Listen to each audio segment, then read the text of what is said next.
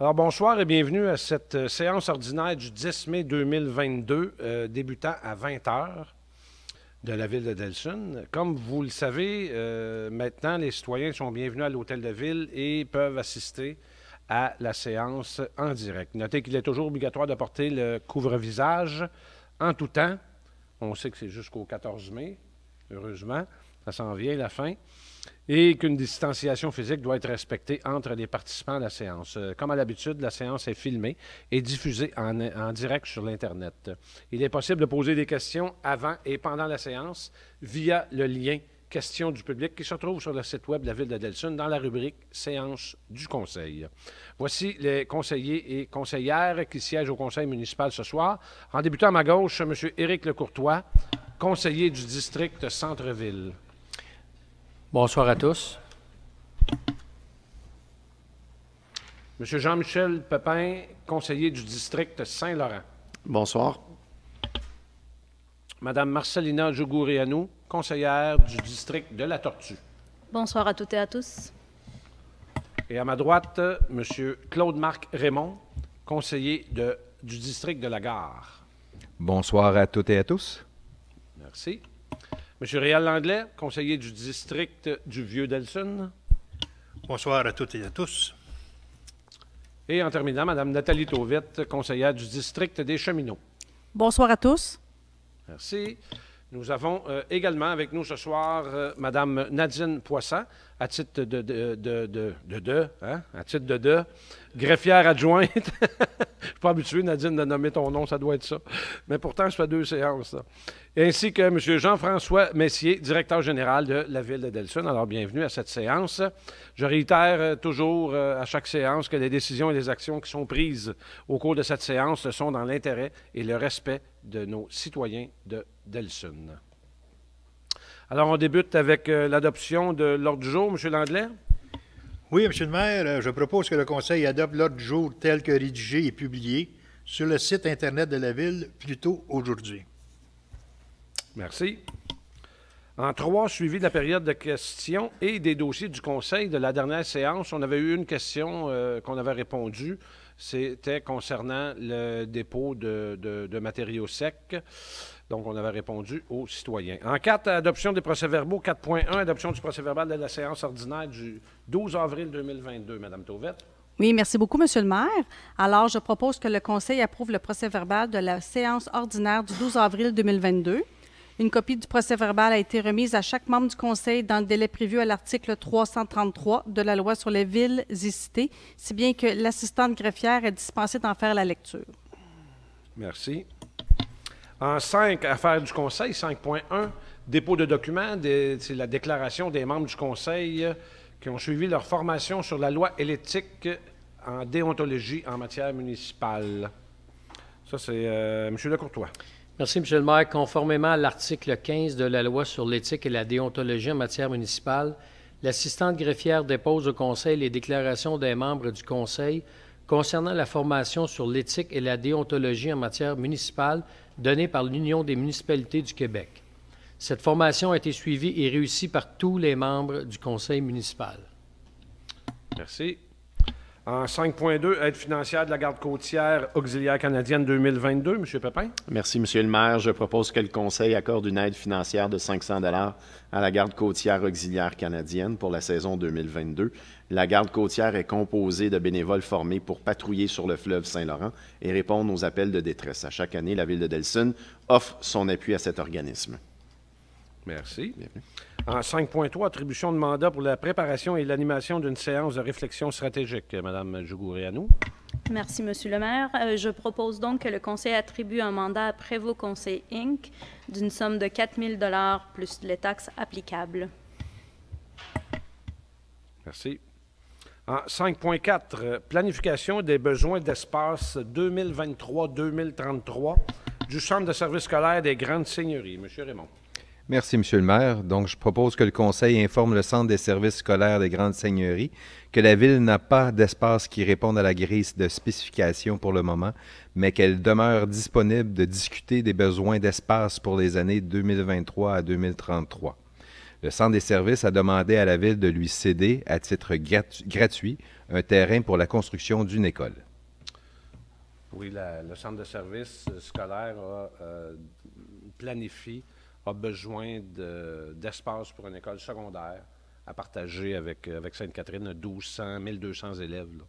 Donc, mais on n'a pas ce terrain-là en ce moment. En 5.5, inscription aux assises annuelles 2022 de l'Union des municipalités du Québec. M. Landlet. Oui, M. le maire, je propose que le Conseil autorise les élus municipaux ainsi que le directeur général à assister aux assises 2022 de l'Union des municipalités du Québec, ainsi que le remboursement de leurs frais de représentation. L'événement aura lieu du 11 au 13 mai 2022. Merci. Merci. En 6, règlement 6.1, avis de motion, présentation et dépôt du projet de règlement numéro 636-3, modifiant le règlement numéro 636 de la régie interne des séances du Conseil de ville. Madame Tauvette. Merci beaucoup, Monsieur le maire. Alors, je donne avis de motion et je présente le projet de règlement qui vise à ajouter une période de questions pour les personnes présentes dans la salle ainsi que pour les internautes. Merci. En 6.2, avis de motion, présentation et dépôt du projet de règlement numéro 901-34, modifiant le règlement de zonage numéro 901, relativement aux usages autorisés dans la zone M209 et I405. Monsieur Lecourtois. Merci. Je donne avis de motion. Je présente le projet de règlement qui vise à prohiber les usages reliés à la vente et services reliés au bâtiment et à la vente-location de véhicules légers domestiques dans la zone M209 et d'autoriser tous les usages de la classe d'usage industrie légère, en parenthèse I-02, dans la zone I-405. Merci. En 6.3, c'est avis de motion du premier projet de règlement 901-34, modifiant le règlement de zonage 901 relativement aux usages autorisés dans les zones M209 et I-405. C'est naturellement l'adoption du point précédent. M. Pépin. Oui, je propose que le Conseil adopte le premier projet de ce règlement. L'objet du règlement a été expliqué à la lecture de l'avis de motion. Finalement, M. Pépin, je vous ai volé le punch. C'était le point précédent. En 6.4, adoption du règlement 680-1, modifiant le règlement 680 interdisant la distribution de certains sacs d'emplettes dans les établissements exerçant une activité commerciale. Madame Jougourianou. Oui, merci, Monsieur le maire. Donc, je propose que le Conseil adopte le règlement qui vise à bannir les sacs d'emplettes composés de plastique conventionnel, oxodégradables, biodégradables ou compostables dans les commerces de détail, sauf les sacs d'emballage en plastique utilisés à des fins d'hygiène pour les denrées alimentaires en vrac, ainsi que les sacs de plastique contenant du matériel publicitaire dans le cadre d'une distribution porte-à-porte. Les housses de plastique distribuées par un commerce offrant le service de nettoyage à sec et les produits déjà emballés par un processus industriel afin d'encourager un changement de comportement à l'égard de l'utilisation de ce type de sac et de réduire ainsi l'impact environnemental. Or, seuls les sacs réutilisables seront permis. Le règlement entrera en vigueur le 1er septembre 2022. Ce mouvement est l'initiative de la Communauté métropolitaine de Montréal et de la MRC de Roussillon. Merci. En 6.5, adoption du règlement numéro 1013-1, modifiant le numéro de règlement... mon Dieu, de la misère. Modifiant le règlement numéro 1013 sur les animaux, M. Raymond. Merci, M. le maire. Je propose que le Conseil adopte le règlement qui vise à introduire des licences annuelles obligatoires pour les chiens et les chats. Un montant de 10 $ sera payable pour l'obtention d'une licence. Ce programme sera géré par la SPCA Roussillon. Merci. Point 7, communication. 7.1, attribution de contrat pour la gestion du dossier des affiches du Parc du Centenaire. M. Landlet. Oui, M. le maire, suite à une demande de prix, je propose que le Conseil attribue un contrat à L. Goyette Communication pour une somme de 5 775 $ plus les taxes applicables. Merci. En 8, direction générale, aucun point. 9, environnement, aucun point. 10, greffe et affaires juridiques. En 10.1, renouvellement des assurances de dommages 2022-2023. Assurance responsabilité civile primaire, responsabilité civile excédentaire et complémentaire et responsabilité municipale. Madame Tauvette. Merci beaucoup, Monsieur le maire. Je propose que le Conseil autorise le renouvellement des assurances de dommages de la Ville pour le prochain terme pour une prime d'assurance d'une somme de 56 077,90 $, taxes incluses, à BFL Canada Incorporé. Que la Ville verse sa quote-part de 14 250 $ au Fonds de garantie de franchise collective en responsabilité civile. Merci. En 10.2, réclamation, autorisation de rembourser un constat d'infraction relativement au stationnement hivernal. Monsieur Lecourtois. Merci, M. le maire. Je propose que le Conseil autorise le remboursement d'un constat d'infraction relativement au stationnement hivernal d'une somme de 54 $ à M. Robert Trudel. La Ville avait retiré des constats d'infraction émis pour la même date d'infraction puisque les messages d'alerte n'étaient pas clairs. Merci. En 11, informatique, 11.1, autorisation de signature d'un contrat de 3 ans avec la compagnie Bell pour l'ajout d'un deuxième lien Internet à l'Hôtel de Ville. Monsieur Pépin. Je propose que le Conseil autorise le responsable des technologies et de l'information ou, en cas d'absence ou d'incapacité d'agir son remplaçant, à signer pour et au nom de la Ville un contrat de 3 ans avec Bell au coût mensuel de 132,16 $, taxes incluses. Merci. En 12, loisirs, 12.1, attribution de contrat pour la réalisation d'une fresque. Madame Djougoureanu. Oui, merci.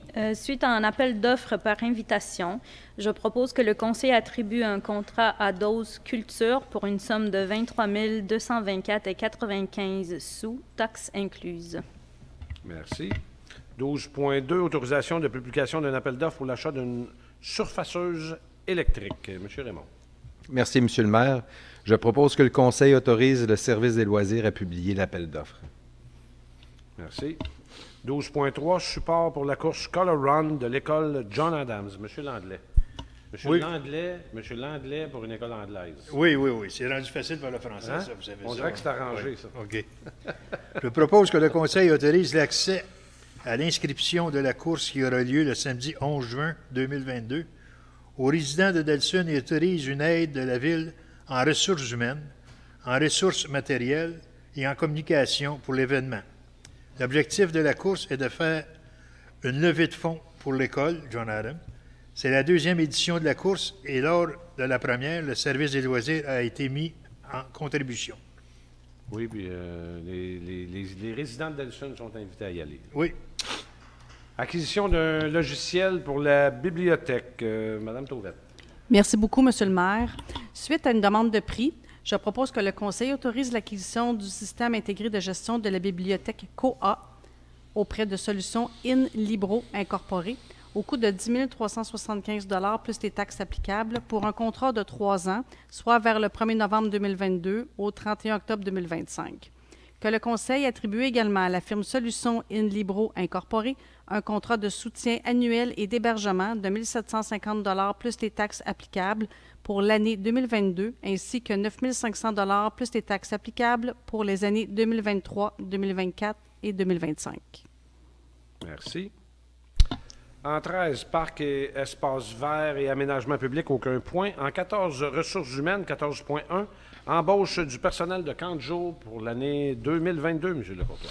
Merci. Je propose que le Conseil autorise l'embauche de 16 moniteurs et de 4 accompagnateurs pour le camp de jour 2022 à compter du 28 mai 2022 à un taux horaire variant selon l'expérience acquise.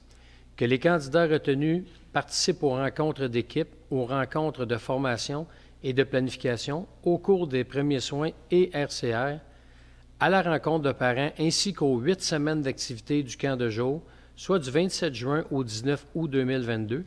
Nous tenons à féliciter les candidats pour leur nomination. Merci. 14.2, modification des conditions de travail du personnel occasionnel 2022. M. Pépin. Je propose que le Conseil soumette au Syndicat canadien de la fonction publique, section locale 4821, de modifier le taux horaire du premier échelon de la grille salariale des proposés au service des loisirs et des préposés aux services techniques et travaux publics à 14,25 $ au lieu de 14,19 $. Ces modifications sont de mise suite à l'augmentation du salaire minimum. Merci. 14.3, nomination d'une directrice au service de l'aménagement du territoire par intérim. Madame Djougoureanu.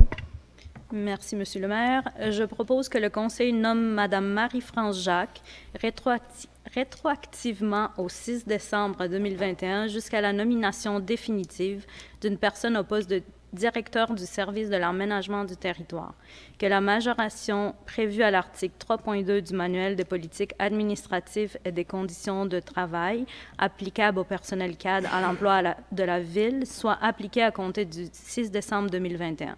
Nous tenons à féliciter Mme Jacques pour sa nomination. Merci. 14.4, dépôt de la liste des embauches temporaires et occasionnelles. M. Raymond. Merci, M. le maire. Conformément à l'article 5.14 du règlement numéro 674 sur la gestion contractuelle et sur la délégation, le contrôle et le suivi budgétaire, le directeur général dépose au Conseil la liste d'embauches d'employés occasionnels et temporaires. Il s'agit d'un préposé au Palais du Patin. Merci. En 14.5, embauche d'une inspectrice municipale pour la saison estivale 2022. M. Landlet. Oui, Monsieur le maire, je propose que le Conseil entérine l'embauche de Mme Maude Patoine à un taux horaire de 19,98 $, selon un horaire de 35 heures par semaine pour une durée de 13 semaines débutant le 9 mai 2022. Nous tenons à féliciter Mme Patoine pour sa nomination. Bienvenue à Delson. Bienvenue. En tout cas, pour la saison estivale, c'est une étudiante. En 14.6, prolongation de la période d'approbation d'une inspectrice municipale. Madame Tauvette. Merci beaucoup, Monsieur le maire.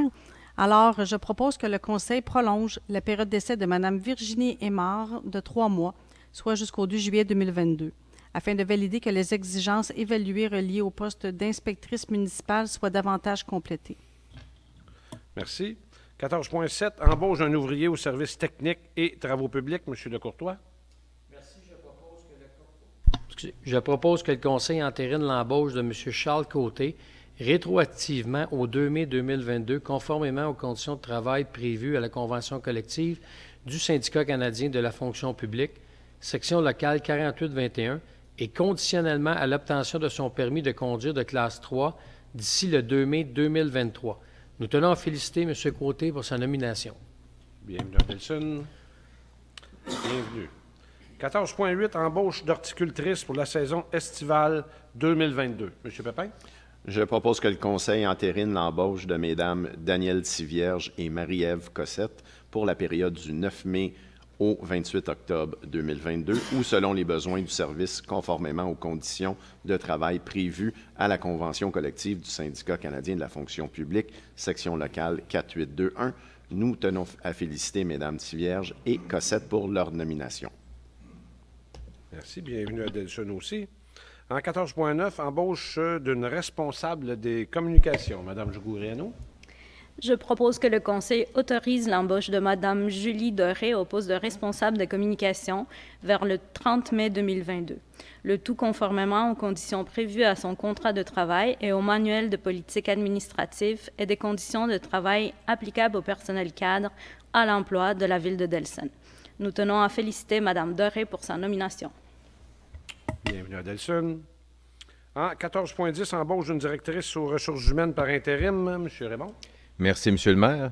Je propose que le Conseil entérine l'embauche de Mme Dominique Côté à partir du 10 mai 2022 jusqu'au retour de la directrice des ressources humaines, le tout conformément aux conditions prévues à son contrat de travail et au manuel des politiques administratives et des conditions de travail applicables au personnel cadre à l'emploi de la Ville de Delson.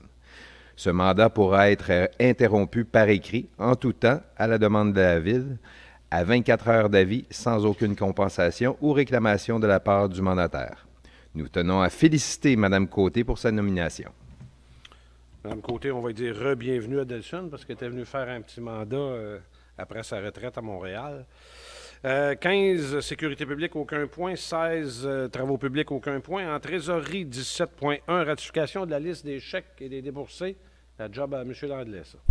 Oui, M. le maire, je propose que le Conseil approuve les paiements de la liste des chèques d'une somme de 99 452,22 sous, des dépôts directs aux fournisseurs d'une somme de 535 180 $ et 3 sous, et de débourser par débit direct d'une somme de 48 051,16 $, le tout totalisant 682 683,41 $ pour la période du 1er au 27 avril 2022.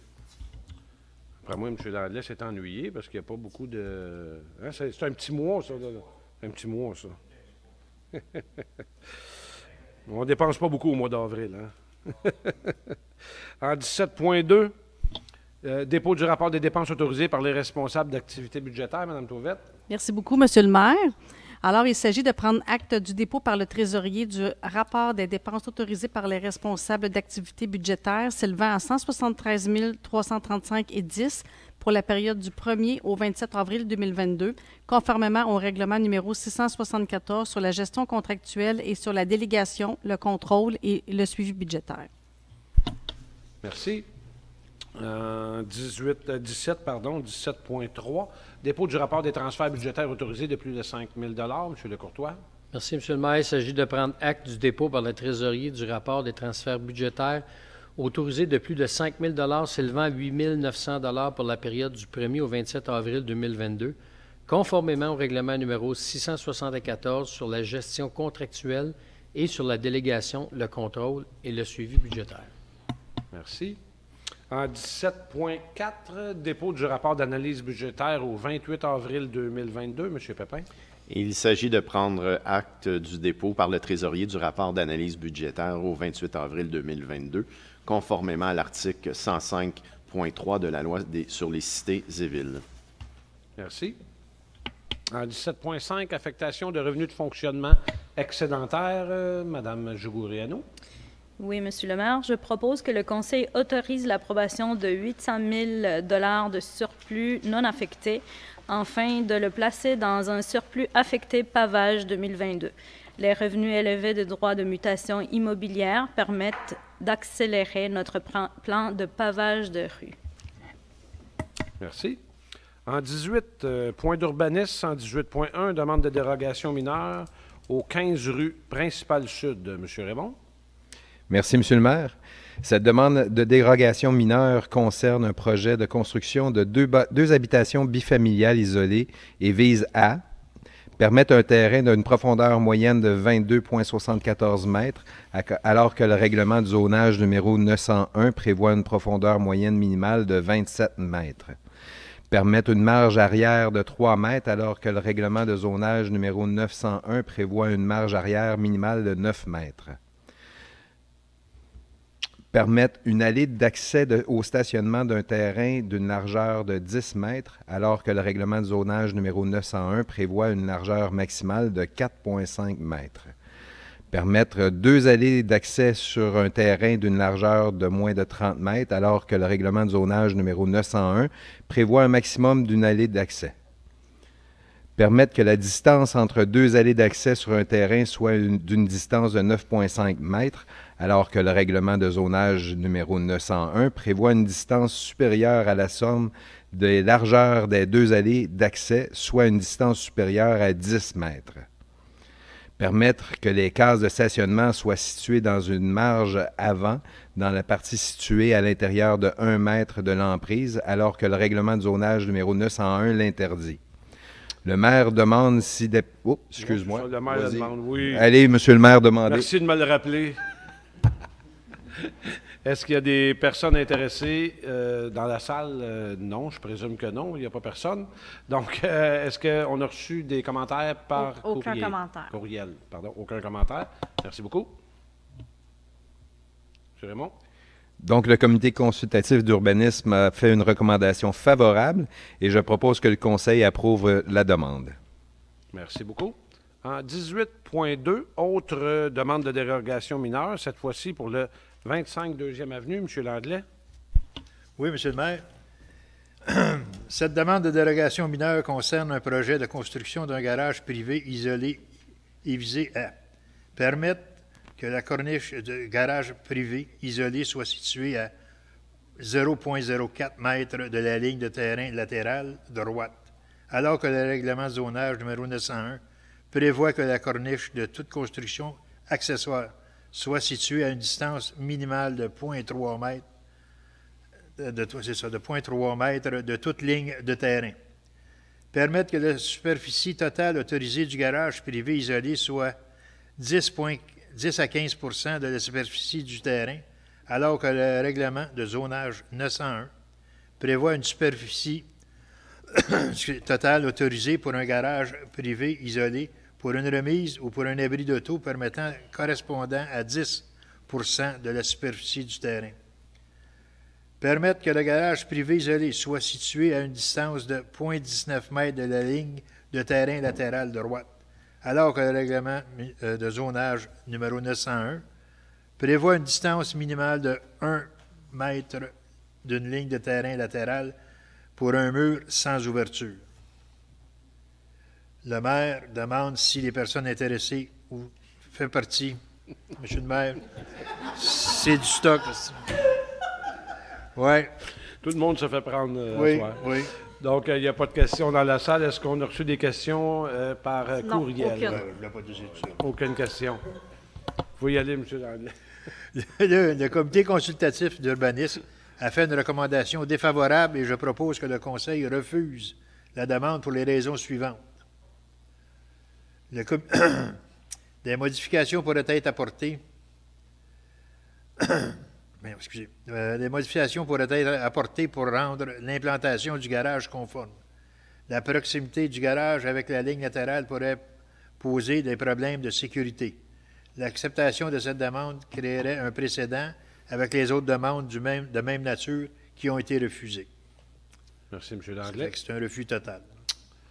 18.3, demande d'approbation d'un projet de construction d'un bâtiment unifamilial isolé aux 4 Première Avenue. Mme Tourvette. Merci beaucoup, Monsieur le maire.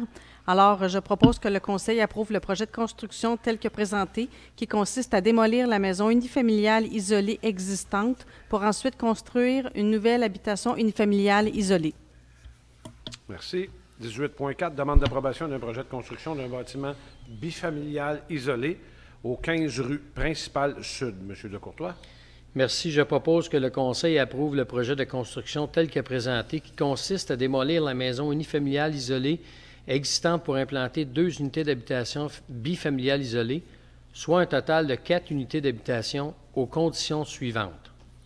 Même si la plantation de l'arbre est interdite, l'érable argenté mature localisé en cours avant devra être conservé et un dépôt de 200 $ devrait être remis pour assurer la conservation de l'arbre, dans le but de maintenir le canopée urbaine et de contribuer à la réduction des îlots de chaleur urbains. Le stationnement à cour avant de l'habitation bifamiliale de la rue principale devrait être relocalisé le long de la rue Monette de façon adjacente aux cases de stationnement proposées. Aucune clôture ne devrait être installée entre les 2 nouveaux bâtiments.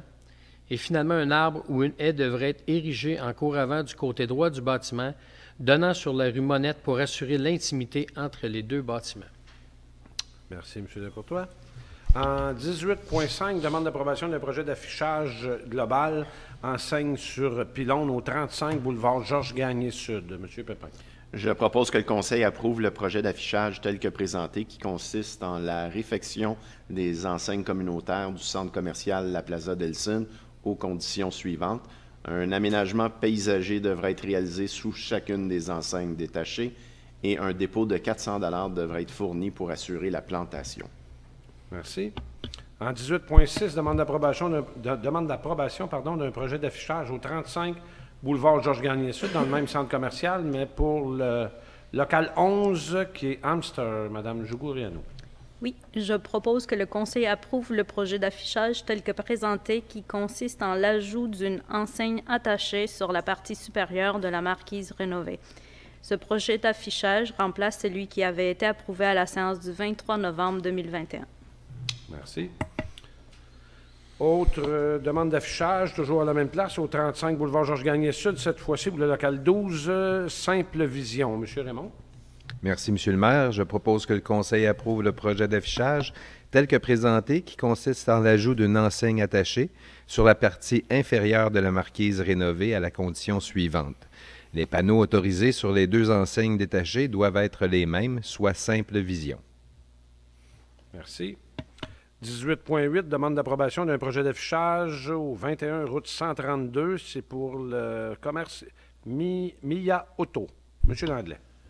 Oui, Monsieur le maire, je propose que le Conseil approuve le projet d'affichage tel que présenté qui consiste à l'ajout d'une enseigne sur un poteau communautaire, c'est ça, à la condition suivante. L'expression « financement » disponible à 100% approuvé devra être retirée dans le but de rendre l'affiche moins chargée.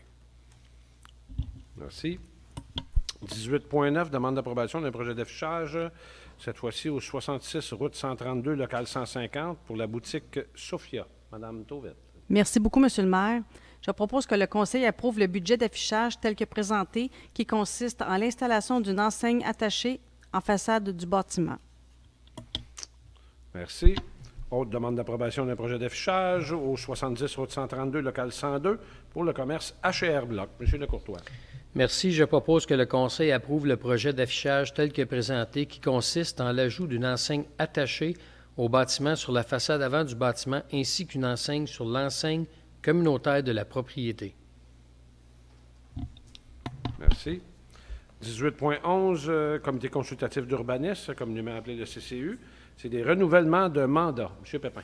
Je propose que le Conseil renouvelle les mandats de Mme Martine Saint-Arnaud, M. Roger Venn et M. Robert Gauthier à titre de membres au sein du comité consultatif d'urbanisme.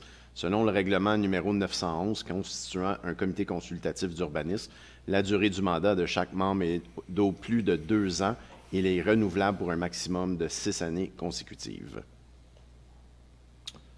Merci. En 19, affaires nouvelles, aucun point. En 20, période d'intervention des membres du Conseil, toujours en débutant par ma gauche, avec M. Lecourtois qui va nous parler du pont Lamarche, de la rénovation du pont Lamarche qui cause quelques désagréments. Hein? Oui, quelque peu sur la rue principale. Les travaux de réfection de la structure du pont Lamarche sont entamés depuis hier. Le ministère des Transports du Québec estime que la fermeture du pont durera 6 semaines, soit jusqu'au 20 juin 2022. Cette entrave nécessite que la circulation soit déviée des façons suivantes. Si vous circulez sur Marie-Victorin en direction de Candiac, vous serez dévié sur la principale nord, ensuite sur la route 132S et puis finalement sur le chemin Saint-François-Xavier. Si vous circulez sur Marie-Victorin en direction de Delson, vous devrez d'abord emprunter le chemin Saint-François-Xavier, ensuite la rue William-Fresne et finalement la principale nord. Afin de réduire au minimum les impacts que cela occasionne sur les voies de contournement, nous avons demandé au ministère des Transports de modifier la séquence des feux de circulation à l'intersection de Principale et 132 pour qu'un plus grand nombre de voitures puissent tourner. Nous avons également demandé à la police du Roussillon de surveiller cette intersection aux heures de grande affluence afin de contrôler le trafic si nécessaire. Notez que le lien piétonnier et cyclable sera maintenu par un service de navette, sauf pendant une dizaine de jours. Le MTQ en avisera les usagers quelques jours à l'avance via des panneaux à messages variables situés près du pont. Merci, M. Lecourtois. Ces précisions. M. Pépin, on parle de loisirs. Le beau temps est arrivé. Oui, effectivement, le soleil brille, le ciel est bleu, les arbres bourgeonnent. Difficile de ne pas se laisser gagner par toute cette belle énergie. Et pour rehausser encore plus votre bonne humeur, venez profiter des activités de loisirs que nous vous offrons ce mois-ci. En grande primeur, ce samedi 14 mai, c'est la première édition de Famille en fête. De 11h à 19h, le parc Wilfrid Boardman se transforme en grande fête foraine pour le plaisir des petits et des grands. On vous promet tout un party. De nombreuses activités sont prévues, dont des spectacles de cirque, de magie, des jeux gonflables, des jeux de kermesse, du popcorn, de la barbe à papa et bien plus. Faites-vous plaisir en famille et venez à la découverte de ce nouvel événement festif. Toujours dans le but d'amuser vos petits et de semer un peu de bonheur, nous accueillons ce dimanche à 15h à l'église Sainte-Thérèse Atchoum et Pépé, un spectacle musical pour la famille vraiment amusant et énergisant. Venez nombreux avec famille et amis.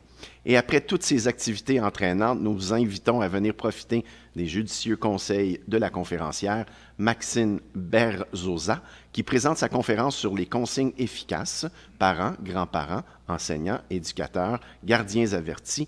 Tous sont les bienvenus le 18 mai à 19h à l'église Sainte-Thérèse. Merci beaucoup. Bienvenue. Madame Jougoureno, vente des barras, collecte de branches et nettoyage des bornes d'incendie. Oui, merci, Monsieur le maire. Donc, avec le beau temps, si joliment décrit par Monsieur Pépin, revient les classiques de la saison estivale. Je pense d'abord au retour de vente des Barras. Cette année, ce sont les 28 et 29 mai que ça se passe à Delson. Pourquoi ne pas joindre l'utile à l'agréable et organiser la vôtre, en groupe, avec la famille ou avec les amis? Notez qu'en cas de pluie, les ventes suivantes auront lieu le 10 et le 11 septembre. Il y a aussi la collecte de branches, dont la première ronde a eu lieu la semaine dernière. Je vous rappelle que vous êtes invités à déposer vos branches de façon ordonnée et qu'elles ne doivent pas être attachées. Notez qu'une prochaine collecte est prévue la semaine du 24 mai. Enfin, je vous avise que l'inspection annuelle des bornes d'incendie a officiellement débuté hier. Le rinçage du réseau d'aqueduc est quant à lui prévu pour la semaine du 16 mai. Bon mois de mai à tous et à toutes. Merci. M. Raymond, toujours le programme Une maison, un arbre qui fonctionne bien, puis les taxes aussi qui fonctionnent bien. Hein? Fonctionne à merveille. Je parle des arbres. Le programme Une maison, un arbre est officiellement ouvert. Donc, en participant à cette initiative, vous augmentez la canopée de votre ville et vous contribuez ainsi à diminuer les îlots de chaleur. Pour en profiter, rien de compliqué. Remplissez le formulaire en ligne ou passez nous voir au service d'urbanisme de l'Hôtel de Ville. Nous offrons même, en grande nouveauté cette année, le service de plantation d'arbres à l'emplacement de votre choix sur votre terrain. Et ça, tout à fait gratuitement. Un beau geste clé en main juste pour vous, chers citoyens. J'ai aussi le plaisir de vous rappeler que nous sommes presque arrivés à la date d'échéance du deuxième versement pour le paiement de taxes foncières qui est le 24 mai. Pour toute question en lien avec votre compte de taxes, contactez notre service de la trésorerie au 450-632-1050, poste 3400. Vous le faites tellement bien, M. Raymond, qu'on devrait vous attitrer ça. Un peu comme M. Jones avait ça, le compte de taxes. Vous faites bien ça. Je trouve que ça passe bien. Hein?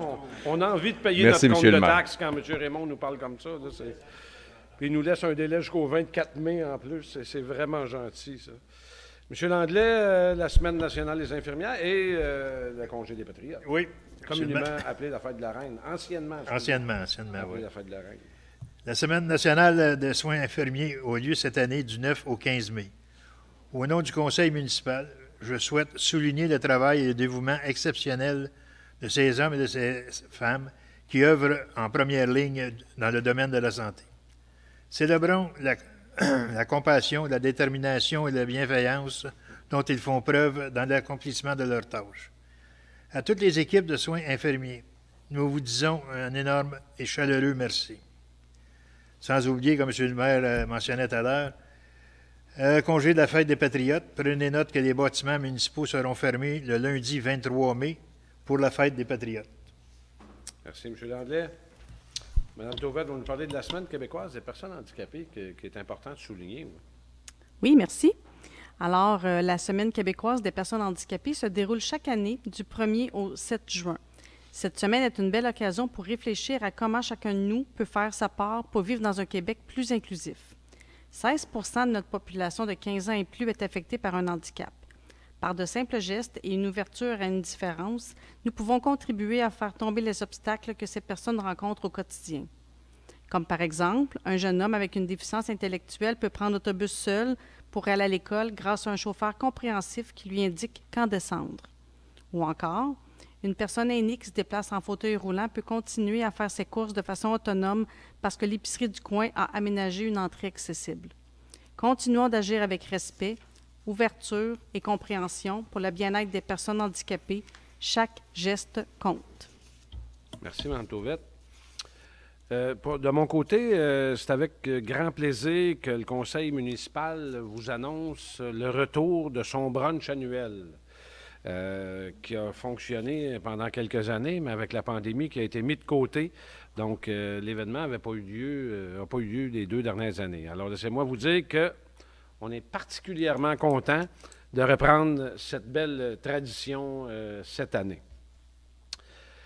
Pour ceux et celles qui sont moins familiers avec nos brunchs, il s'agit d'un moment privilégié avec les citoyens et les élus qui vont prendre le temps de discuter ensemble autour d'un brunch, d'un bon repas d'avant-midi. Le but est d'échanger sur des sujets qui vous tiennent à cœur et aussi le Conseil vous informera sur les projets en cours qu'on a en ville en ce moment, à la ville en ce moment. Et naturellement, on a du rattrapage à faire. On en a pour 2 ans en arrière. Là. Vous êtes donc conviés dimanche le 12 juin de 9h30 à midi au parc Wilfrid Boardman, juste en arrière du bâtiment de la Jonction. Inscrivez-vous par téléphone ou par courriel, s'il vous plaît, avant le 30 juin. Les inscriptions sont obligatoires, compte tenu... Oui, par courriel avant le 3 juin, pour l'activité qui a lieu dimanche le 12. Notez aussi que les familles sont bienvenues, donc amenez vos enfants. On aura sur place des activités dirigées pour les occuper lorsqu'ils seront tannés de nous écouter jaser. Enfin, c'est ça qui va arriver, certainement. La soirée reconnaissance, c'est un autre événement qui nous tient à cœur au Conseil. C'est vraiment cette soirée reconnaissance des bénévoles. Elle nous permet de célébrer tous les gens qui s'impliquent et qui font une différence dans notre communauté, qu'on appelle des bénévoles. On profite donc de l'occasion pour les gâter, les faire danser, mais surtout, on en profite pour souligner l'importance de leur contribution, de leur dévouement. Ce sont naturellement des gens qui donnent sans compter et qui aiment énormément leurs prochains. On veut simplement à quel point qu'ils sachent que la ville de Delsun les apprécie. Les bénévoles devraient normalement recevoir leurs invitations cette semaine. Si vous pensez qu'on a oublié quelqu'un ou vous connaissez quelqu'un qui a fait du bénévolat et qui s'implique bénévolement dans notre communauté, n'hésitez surtout pas à appeler à la ville et à nous le faire savoir. Notre adjointe à l'accueil se fera un plaisir de prendre vos coordonnées. C'est ce qui met fin à la période d'intervention des membres du Conseil. Période de questions des personnes dans la salle. Il n'y a pas personne dans la salle. Période de questions des internautes. Je pense qu'on a 2 questions. Hein, on en a reçu une autre, donc on a 3 questions. Allez-y. Donc, la première question, on demande pourquoi dans tout le Roussillon, le recyclage est à chaque semaine au lieu d'être aux 2 semaines. C'est un calendrier, c'est un calendrier de cédule qui a été basé sur les expériences de collecte. Donc, pourquoi le recyclage est aux semaines au lieu des 2 semaines? Bien, ça favorise le recyclage. Donc, vous savez que nos autres matières, communément nos vidanges ordinaires, on peut les appeler comme ça, sont aux 2 semaines, justement pour nous pousser un petit peu plus à recycler. Et les déchets organiques sont collectés aux 2 semaines, sauf l'été, naturellement, dans la période estivale où il fait chaud, c'est collecté aux semaines. Mais c'est simplement pour favoriser les gens à recycler. Donc, une deuxième question de François Poirier sur la rue Lucier. Il demande y a-t-il une façon d'atténuer le trafic sur la rue principale nord en direction de la 132? Hier, le début des travaux du pont et de la rue Saint-Laurent a causé un très gros bouchon qui arrivait jusqu'à la rue Saint-Laurent. C'est une bonne question. M. Lecourtois en a parlé tantôt, pour ceux qui écoutaient la séance, lors des interventions des membres du Conseil. Ces travaux-là sont opérés par le MTQ. Naturellement, c'est le ministère des Transports du Québec qui font les travaux et c'est eux qui gèrent la circulation. Oui, on s'en mêle. On a averti le service de la police pour être sûr que tout se déroule bien. Le MTQ devrait, est censé allonger le virage à gauche pour avoir accès à la 132, pour éviter justement des longues files d'attente. On a entendu dire que les derniers jours, ça allait presque jusqu'à la rue Saint-Laurent. Donc, le MTQ opère aussi les feux. C'est pas nous qui changeons les feux, mais le MTQ est au courant. Et si ce n'est pas déjà fait, ça va être fait le temps. Mais ce qu'on nous dit, le ministère des Transports nous dit qu'ils ne peuvent pas aller au-delà de 45 secondes. En ce moment, c'est entre 10 et 15 secondes. On ne peut pas aller au-delà de 45 secondes parce que là, on va créer d'autres bouchons, mais c'est à 132. Donc, moi, ce que je vous invite à faire, c'est peut-être descendre d'autres rues transversales avant la rue principale pour limiter les longues files d'attente. Donc, on a une dernière question de Mme Maude Chartier. qui demande « Est-ce que le Conseil entend donner suite à la demande formulée au directeur général de la Ville par la Commission municipale du Québec le 28 avril dernier? » Est-ce que Mme Chartier pose... Quelle question qu'elle pose? Si le Conseil municipal entend donner suite à la demande formulée au directeur général de la Ville par la Commission municipale du Québec le 28 avril dernier. La demande a été faite au directeur général. Je vais laisser le directeur général répondre. Merci, M. le maire. Donc, quelques mentionné au Conseil relativement à la question. Donc, il est difficile pour le Conseil de savoir si oui ou non vous êtes en conflit d'intérêts, puisqu'il faudra passer une résolution à la demande de la Commission municipale. Donc, c'est vous-même qui pouvez vous déclarer en conflit d'intérêts. Donc, si le Conseil, on n'a pas quorum, on ne pourra pas statuer sur la question. Ça répond à la question? Ça répond à la question. Merci. Il n'y a pas d'autres questions? Non, il n'y a pas d'autres questions. C'est la dernière. Date de la prochaine séance ordinaire. Mon Dieu, il faudrait que... Je ne l'avais pas dans mes notes. C'est au mois de juin. 10 juin. 14 juin. 20 h, ici même. 50 rue Sainte-Thérèse à Delsun, naturellement. Et la levée de la séance est proposée par Mme Jougoureanu. Oui, Monsieur le maire, chers collègues, Mesdames, Messieurs, je déclare la levée de la séance de ce soir. Merci. Alors, merci beaucoup. Bonne soirée et on se retrouve au mois de juin. Merci.